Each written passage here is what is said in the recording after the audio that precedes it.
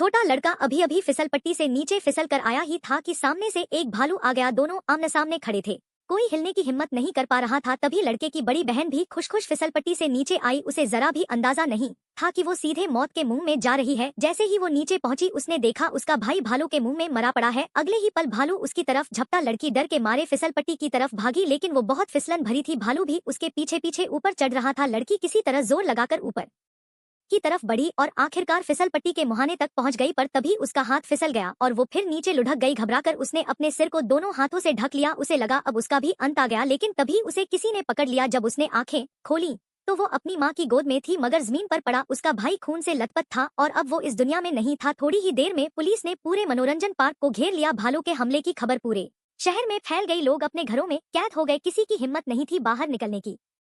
लेकिन एक delivery boy ने खतरा मोल ले लिया, क्योंकि बाहर कोई और ऑर्डर देने नहीं जा रहा था और डिलीवरी की रकम भी 3 गुना बढ़ गई थी। जब वो आखिरी ऑर्डर देने जा रहा था उसने रियरव्यू मिरर में वही भालू देखा। वो बिना सोचे समझे पूरी रफ्तार से भाग निकला। भालू भी उसके पीछे पीछे दौड़ा, लेकिन डिलीवरी बॉय उस रास्ते को अच्छे से जानता था। वो हमेशा थोड़ी दूरी बनाए रहा। तभी अचानक सामने से एक ट्रक आ गया। उसे बचाने के चक्कर में उसका स्कूटर फिसल गया और वो सीधा पानी में जा गिरा। वो काफी देर तक पानी के अंदर छिपा रहा। उसे लगा भालू अब जा चुका होगा, लेकिन जैसे ही वो धीरे धीरे ऊपर आया अगले ही पल